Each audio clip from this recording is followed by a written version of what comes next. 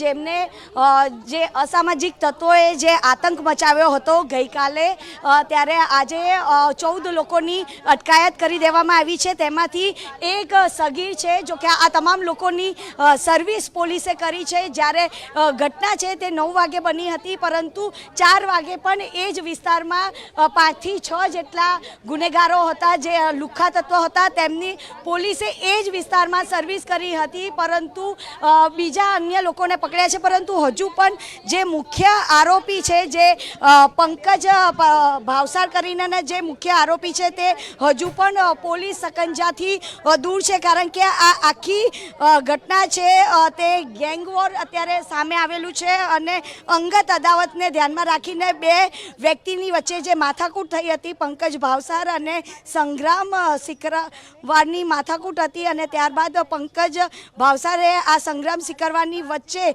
જે પાણીપુરીની લારી રાખવાની નાની એટલે કે ન જેવી બાબતમાં આ આખું બબાલ થઈ હતી।